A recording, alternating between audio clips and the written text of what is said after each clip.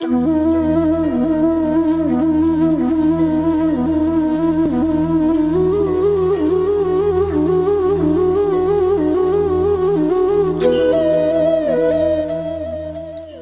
भिडियोटी समस्त देखा बहुत जरूरी, चाहे आप स्टूडेंट हूँ, सर्विसमैन हूँ बा बिजनेसमैन हूँ, कारण ए भिडियोटी आप जीवन सहित एवं आपण सफलता सहित जड़ित। कहती टाइम इज मनी, समय पैसा सहित समान, but time is not money, time is more than money. समय हूँ पैसा ठार बहुत बड़, कारण आपण पैसा केबे ना केबे कमई पारिबे, किंतु चली जाइथिबा समय जीवन केबे फेरी आसेना।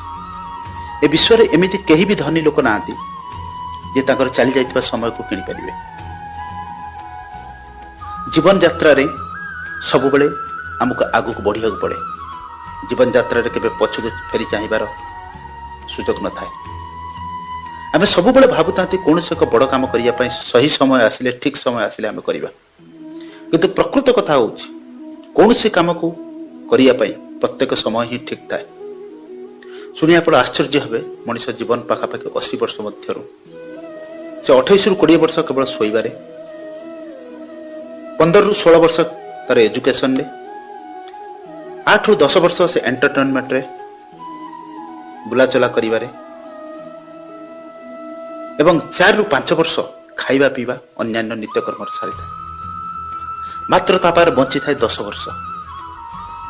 कौन से जीवन में बड़ एक कर्म करने, बड़ लक्ष्य हासिल करने, निजर स्वप्न को पूरा करने आम पाखे मात्र बंची थाए 10 वर्ष। से 10 वर्षर उपयोग आम जीवन को गढ़ी तोले।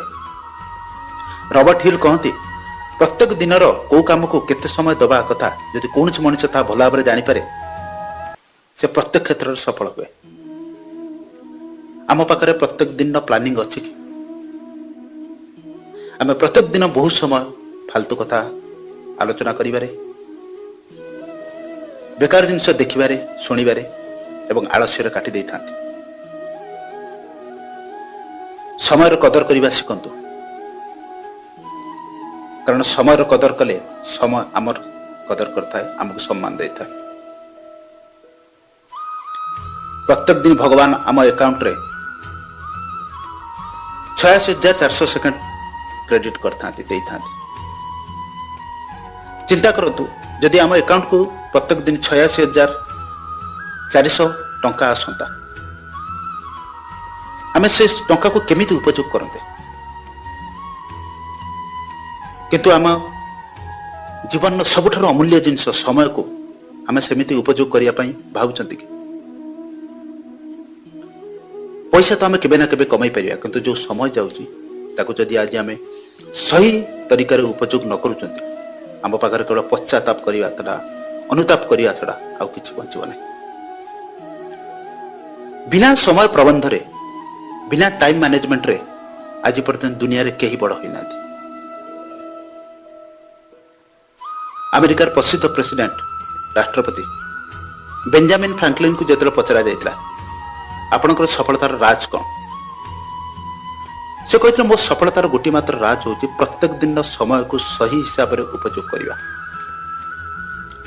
से कहते मो ऑफिस रु बाहरला पूर्व प्रत्येक दिन एक छोट कागज रे मु लेखिक रखि थाए कौ जिनस करवा बहुत जरूरी, कौ जिनस कले चलिबो नाही एवं कौ जिनस कले न कले दुईटा जाक मध्यरु कले न कले चलिबो।